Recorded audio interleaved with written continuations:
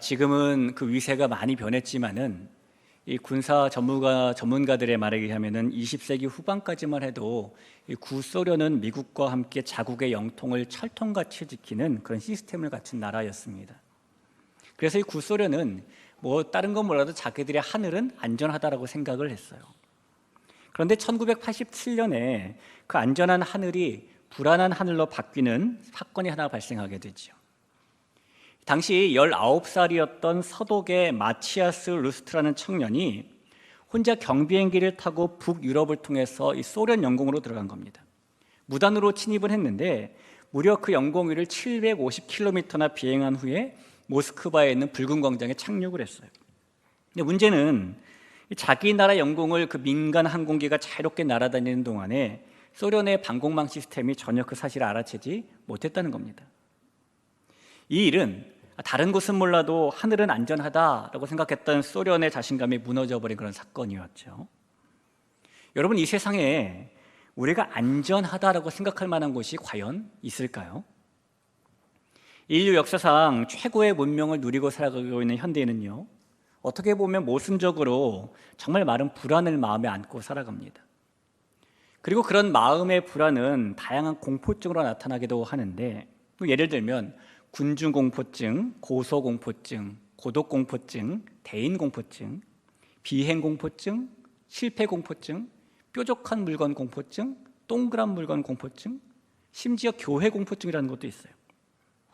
특히 근래에 사람들이 가장 많이 느끼는 공포증 중에 하나가 뭐냐면 전화공포증이라는 겁니다. 이 전화공포증은 누군가와 통화를 할 때의 극도의 긴장감과 불안감을 느끼는 것인데요, 이 전화공포증이 있는 사람은 전화가 오면 가장 먼저 불안한 마음이 들고요, 통화하는 것이 어려워서 전화를 기피하게 되는데, 심할 경우에는 전화벨이 울리는 것만으로도 심장박동이 빨라지고 식은땀이 흘리게 됩니다. 또 이 전화공포증이 있는 사람은 반대로 본인이 누군가에게 전화를 걸어야 할 때도 필요 이상으로 불안감을 느껴요. 자기가 전화를 걸어놓고도 신호음이 울리면 상대방이 받지 않았으면 좋겠다라고 생각을 하고요, 그러다 상대방이 실제로 전화를 받지 않으면 그제서야 마음이 편안해지면서 안도를 하게 됩니다. 2019년도 통계에 의하면 우리나라 성인 2명 중에 1명이 이런 전화공포증을 앓고 있다고 해요. 이 많은 사람들이 핸드폰을 손에서 놓지 못하고 곁에 끼고 사는데, 그럼에도 불구하고 역설적으로 그 핸드폰에서 전화가 울릴까 봐 공포증을 가지고 있다는 것은 사람들이 그만큼 심한 불안을 안고 살아가고 있다는 얘기겠죠. 여러분, 사람들은 정도의 차이는 있지만은 다 불안하기보다는 안전하기를 추구하며 살아갑니다. 위험보다는 안정을 원하고요, 위태보다는 안보를 원하고, 불온보다는 평온을 바라죠. 그러나 현실을 살아보면 많은 현대인들이 바라고 있는 안정과 안보와 평온이 아니라 극도의 불안감이나 과민해지는 감정이나 사람들을 피하고 싶은 마음이나 그런 각종 불안감에 시달리며 사는 것이 우리의 모습이기도 합니다. 저와 여러분도 그런 불안감에 이 마음이 잠식될 수 있는데요, 과연 우리는 그런 불안감을 어떻게 하면 벗어버릴 수 있고 어떻게 하면 피할 수 있는 것일까요? 오늘 우리가 만나볼 성경 말씀은 하나님께서 정하신 피난처 도피성에 관한 말씀입니다. 이 도피성에 관한 말씀을 상고하면서 도피성이 무엇인지, 하나님께서 도피성을 만들라고 하신 이유가 무엇인지, 그 도피성이 우리와 무슨 상관이 있는 것인지, 그런 말씀을 나눌 때에 하나님께서 우리의 불안한 인생을 완벽히 안전하게 바꿔주시는 그런 은혜를 주시기를 간절히 축원합니다. 이 가나안 땅의 정복 전쟁이 끝난 후에 이스라엘의 각 지파들은 땅을 분배받게 되었어요. 요단강 동편의 2지파 반, 요단강 서편의 9지파 반, 요셉의 자손인 므낫세 지파와 에브라임 지파를 포함해서 총 12지파가 땅을 그렇게 분배받았습니다. 그런데 땅을 분배하고 나자 하나님께서는 여호수아에게 오늘 본문에서 약속의 땅 곳곳에 도피성을 만들라라고 말씀하셔요. 그것이 오늘 1절과 2절 말씀입니다. 여호와께서 여호수아에게 말씀하여 이르시되 이스라엘 자손에게 말하여 이르기를 내가 모세를 통하여 너에게 말한 도피성들을 너희를 위하여 정하라 라는 말씀이죠. 오늘 우리가 이 도피성에 관한 몇 가지 중요한 사실들을 좀 만나보려고 합니다. 우선 우리가 먼저 살펴보기 원하는 것은 이 도피성이 도대체 무엇인가에 관한 문제예요. 여러분, 도피성이 도대체 무엇일까요? 이 도피성은 성경 원어로 미클라트라고 하는데요, 그 뜻은 안전지대, 보호시설이라는 의미입니다. 그 뜻대로 도피성은 특별히 부지 중에 실수로 사람을 죽게 한 사람들을 위한 보호시설이었어요. 이런 시설이 필요했던 이유는 사람에게 있는 악한 마음 때문입니다. 여러분, 사람은 다양한 감정을 가지고 살아가죠. 근데 그 감정의 종류와 변화가 정말 복잡하고 미묘하고 다양합니다. 작은 엘리베이터 하나만 타도 그 짧은 시간 동안에 한 사람이 겪을 수 있는 감정의 변화를 예를 한번 들어보면요, 두 사람이 엘리베이터를 탔는데 한 사람이 그 안에서 지독한 방귀를 뀌었어요. 그때 다른 사람이 겪는 고통, 감정은 고통이죠. 그런데 이 방귀를 낀 사람이 마치 자기가 안 그런 척 딴전을 부릴 때 우리가 겪는 감정은 울화입니다. 이 방귀를 낀 사람이 먼저 엘리베이터에서 내리고 나 혼자 남아서 여전히 그 남은 냄새를 느껴야 될 때 겪는 감정은 고독이겠죠. 근데 그 사람의 냄새가 채 가시지도 않았는데 한 아이 엄마가 아이와 함께 엘리베이터를 올라타서 나를 보고 얼굴을 찡그릴 때 그때 겪는 감정은 억울입니다. 엄마 손을 붙잡고 엘리베이터를 탄 그 아이가 우리를 가리키면서 엄마, 저 사람 방귀 꼈나 봐, 다 들리게 이렇게 말할 때 느끼는 감정은 분통이죠. 그 엄마가 아이를 훈육한답시고 누구나 다 방귀는 낄 수 있는 거야 라고 설명해 줄 때 우리가 느끼는 감정은 허탈일 겁니다. 아이에게 자세히 다 설명을 해주고 나서 엄마가 다 이해한다는 표정으로 우리를 보면서 미소를 지어줄 때 우리가 겪는 감정은 만감교차겠죠.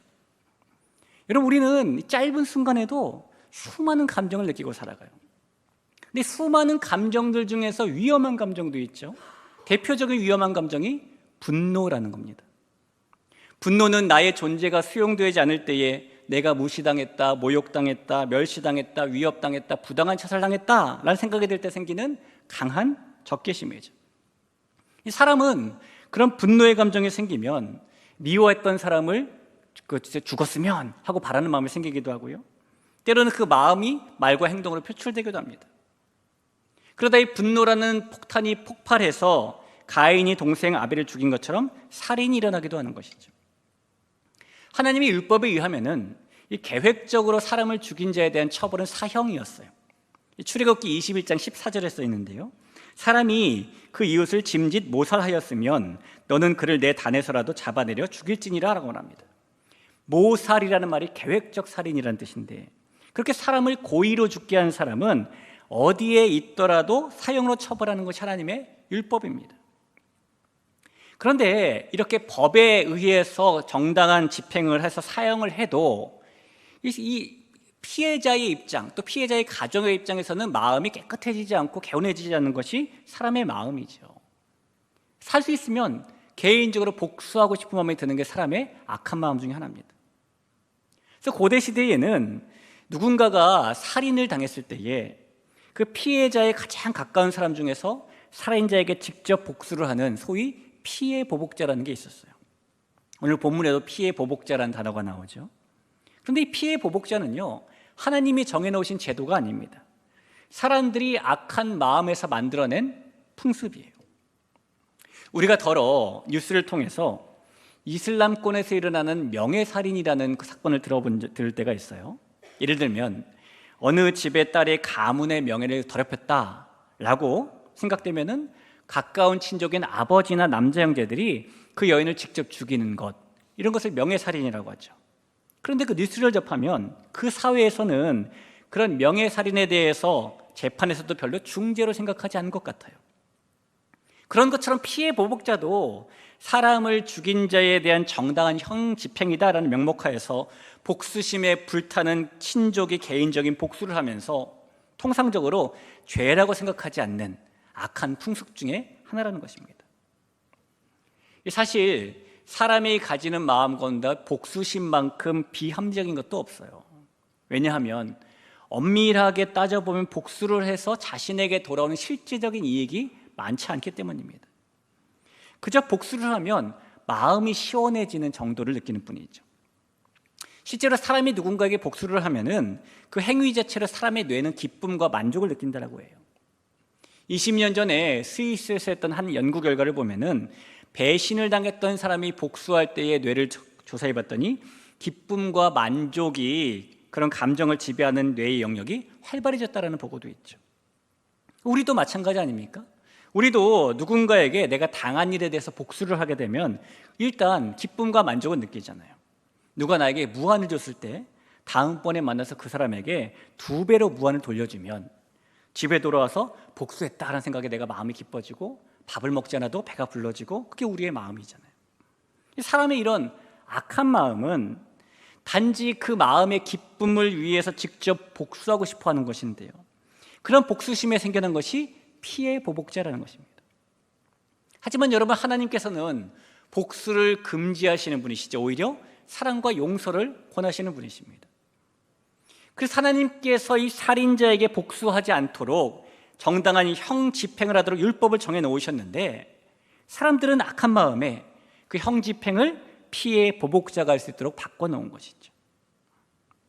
그러다 보니까 여러분이 복수심이요, 피해를 입은 그 일이 고의적이었느냐 아니면 실수였느냐를 따지지 않게 됩니다. 이 복수심이 점점 계획적 살인이냐 우발적 살인이냐를 따지지 않고 피해 보복자로서 무조건 복수하려는 마음으로 변하게 되죠. 그래서 하나님께서 계획적이 아니라 우발적으로 실수로 사람을 죽게 하는 사람들에 대한 보호장치를 만들라고 말씀하신 게 도피성인 거예요. 출애굽기 21장 12절 13절을 보시죠.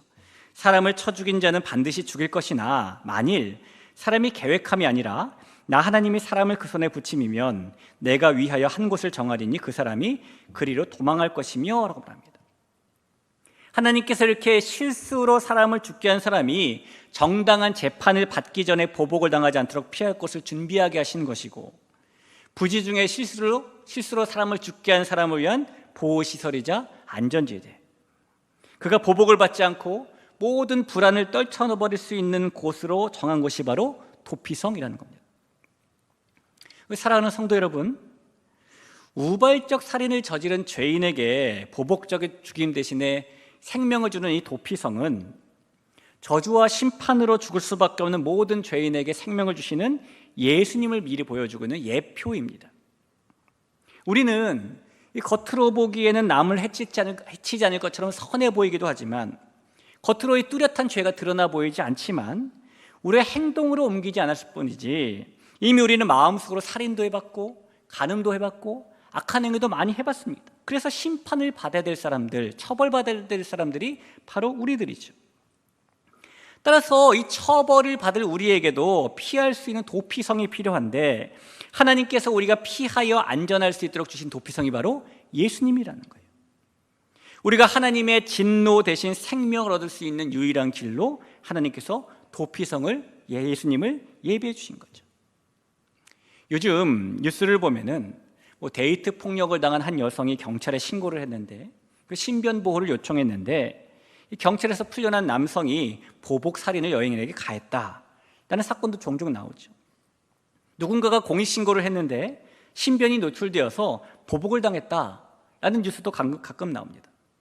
그런 뉴스를 보면은 세상은 참 무섭다, 경찰도 우리의 안전을 보장해 줄 수 없다, 이 세상에 위험이 닥쳤을 때에 피할 곳이 없다라는 생각을 하게 됩니다. 하지만 여러분, 도피성은 다릅니다. 도피성은 피해 보복자가 복수를 할 수 없는 곳이기 때문에 가장 안전한 곳이에요. 이 고대 시대에는 세상 어디에도 죄인의 변명을 들어주거나 아니면 피할 곳을 제공해 주는 곳이 없었어요. 그러나 도피성만큼은 죄인이 자신을 변호할 수 있고 생명을 지킬 수 있는 곳이죠. 그리고 과거 이스라엘 백성들에게 약속의 땅에 도피성이 있었다면 지금 우리에게는 예수님의 십자가라는 도피성이 있는 것입니다.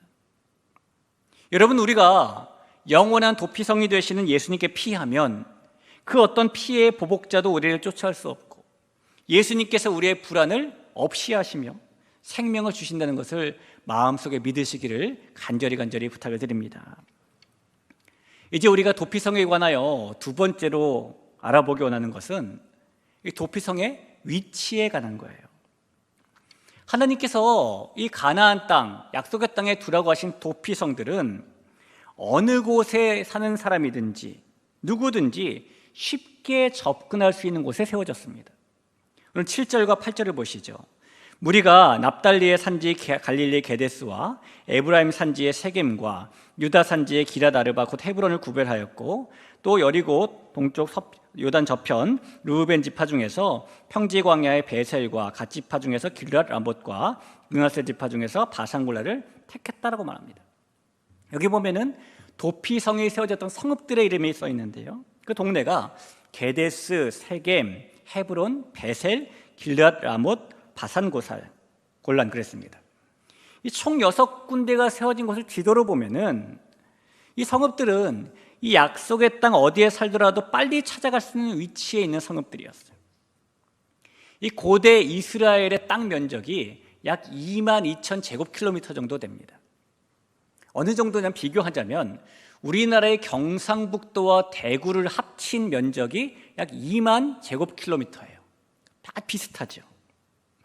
그 정도 면적 안에다가 도피성을 6개나 두었다는 것은 죄인들이 어디에 살든지 가까운 도피성으로 빨리 피할 수 있도록 만든 조치라고 우리는 이해할 수 있어요.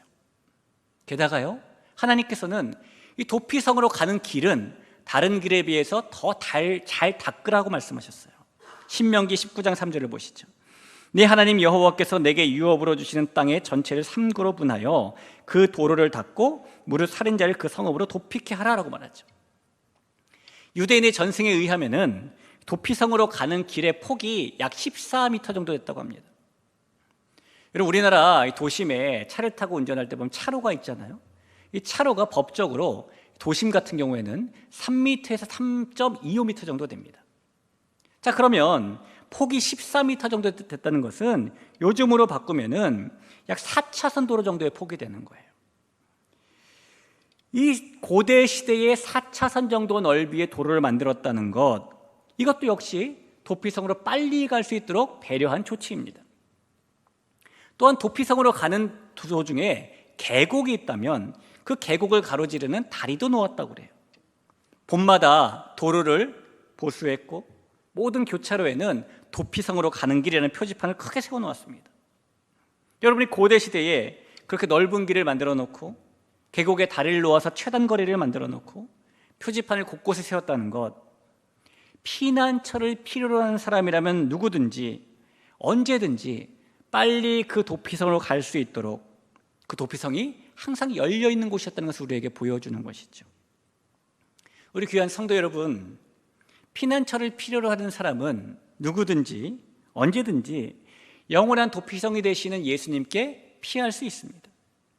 그 사람의 신분의 높고 낮음과도 상관이 없고요, 그 사람이 많이 가졌는지 적게 가졌는지도 상관이 없고, 그 사람이 믿음 생활을 오래 했는지 얼마 되지 않았는지도 상관이 없고, 어린아이인지 어른인지도 상관이 없습니다. 예수님께서는 어느 누구에게나 문을 열어놓으신 분이시기 때문이에요.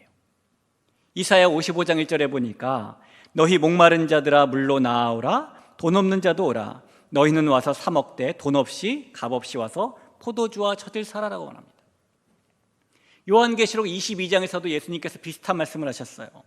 성령과 신부가 말씀하시기를 오라 하시는도다. 듣는 자도 오라 할 것이요, 목마른 자도 올 것이요, 또 원하는 자는 값없이 생명수를 받으라 하시더라. 여러분, 목마른 사람이라면, 피난처를 필요로 하는 사람이라면 그 사람은 누구든지 언제든지 생명의 물 생수가 되시는 예수님께 피할 수 있다는 것을 믿으시기를 바랍니다. 저와 여러분이 언제라도 예수님께 나아가면 우리 예수님께서는 우리를 받아주시고 우리의 불안을 없이 하시고 완전한 피난처가 되어주심을 믿으시길 다시 한번 축원합니다. 이제 마지막으로 우리가 도피성에 대해 살펴보기 원하는 것은요, 이 도피성에 들어간 사람이 그렇다면 언제까지 그 안에서 살아야 하는가에 관한 문제예요. 도피성으로 피한 사람은 언제까지 그 안에서 살아야 될까요? 죽을 때까지 그 안에서 살아야 될까요? 이 문제는 비록 우발적 살인이긴 하지만 사람을 죽이고 그 안으로 피한 사람들에게는 심각한 문제였습니다.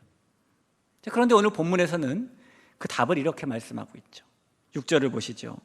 그 살인자가 회중의 앞에 서서 재판을 받기까지나 당시 대제사장의 죽기까지 그 성읍에 거하다가 그 후에 그 살인자가 본 성읍 곧 자기가 도망하여 나온 그 성읍에 자기 집으로 돌아갈지니라.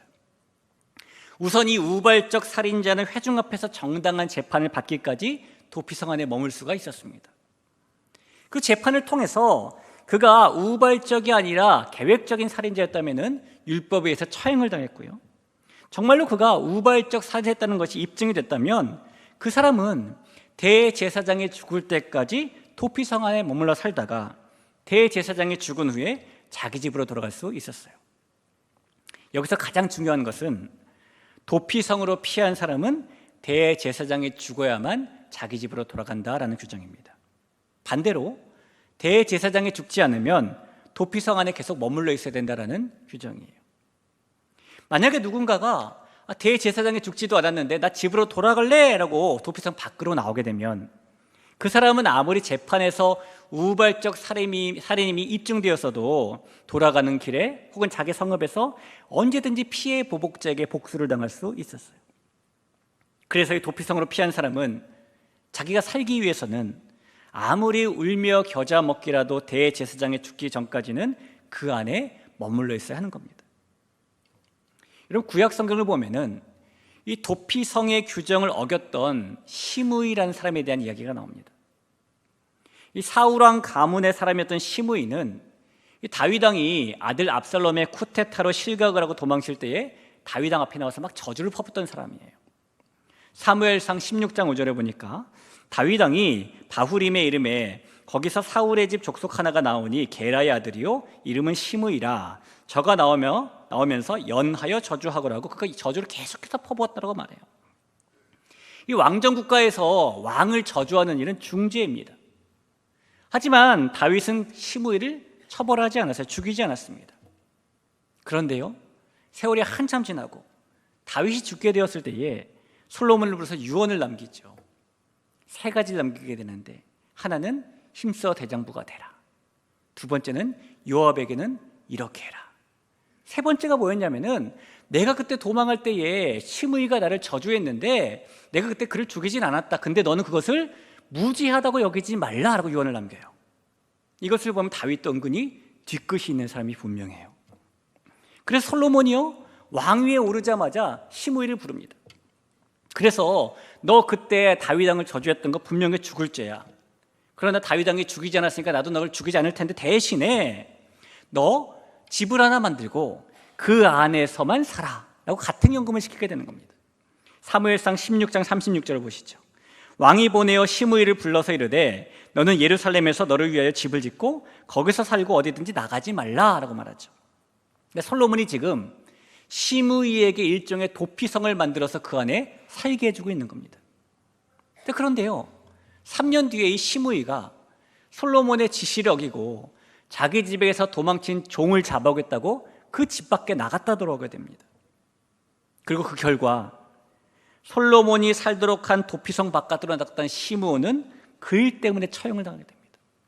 다윗을 저주한 일 때문에 처형당하는 것이 아니라 그 도피성으로 만들었던 집 밖으로 나갔기 때문에 처형되는 것이죠.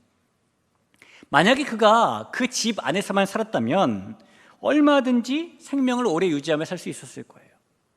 그러나 도피성의 가장 중요한 규정을 지키지 않았기 때문에 죽게 된 것입니다. 여러분, 도피성으로 한번 피했다는 것은 이미 한번 죽은 것과 마찬가지입니다. 왜냐하면 더 이상 바깥으로 나갈 수 없기 때문이죠.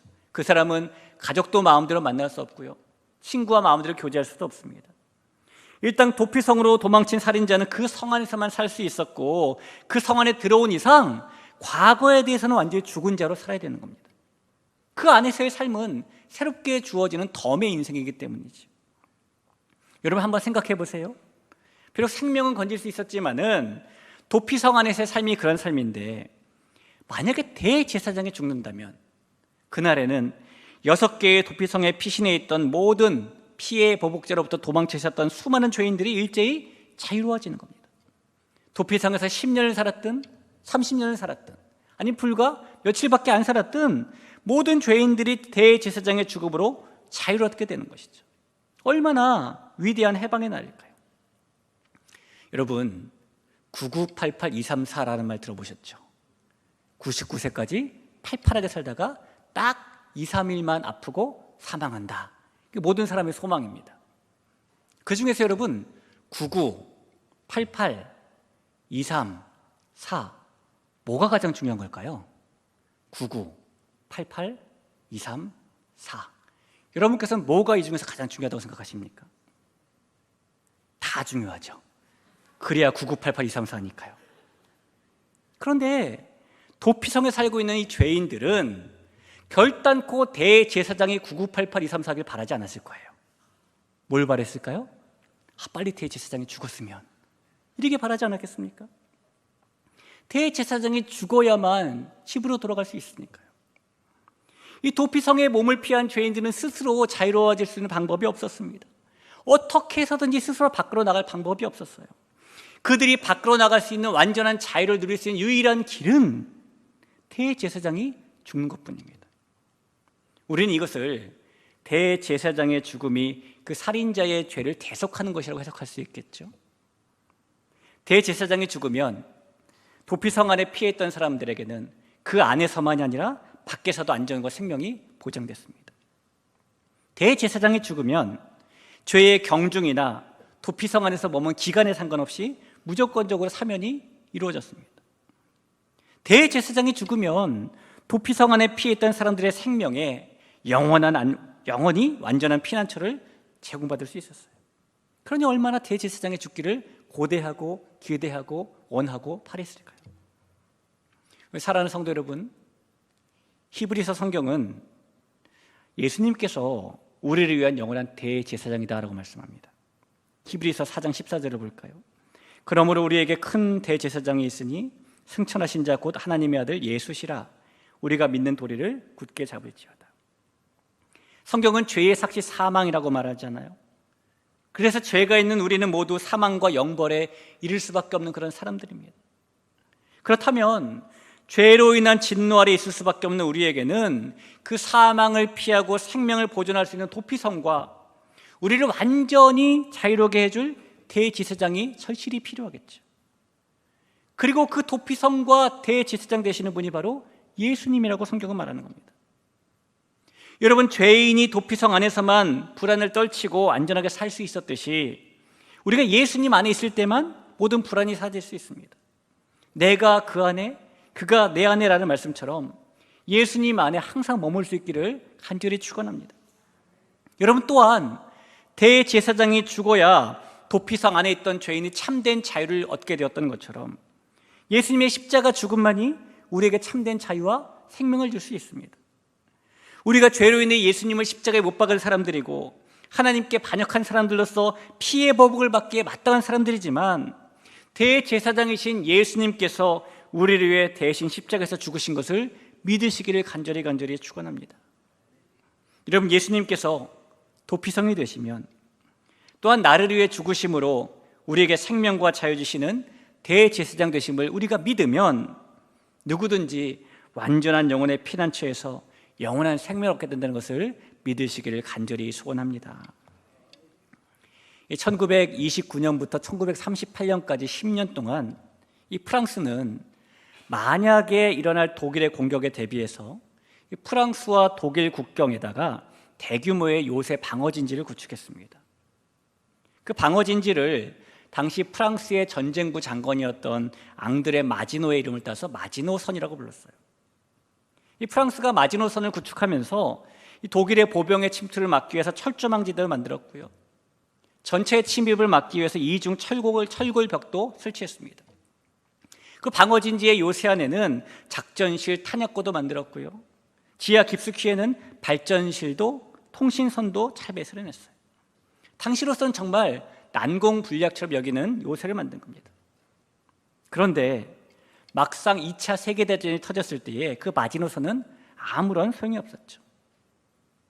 독일이 이 마지노선이 있는 프랑스 국경을 바로 넘어온 것이 아니라 벨기에와 룩셈부르크를 우회해서 프랑스를 침공했기 때문입니다. 결국 이 마지노선은 힘 한번 써보지 못하고 무너지고 말았어요. 여러분, 이 세상에 우리의 불안을 해결해 줄 완전한 안전지대, 완전한 보호시설, 완전한 피난처는 없습니다. 그러나 오직 예수님만이 우리의 피난처가 되시고 견고한 망대가 되어주시는 겁니다. 이 본당에 들어오실 때마다 여러분 저 가운데, 딱 가운데 문에 보시면은요, 저 로비에서 볼 때 위에 뭐라고 써 있냐면 대예배실이라고 써 있고 그 밑에 영어로 메인 생츄어리라고 써 있어요.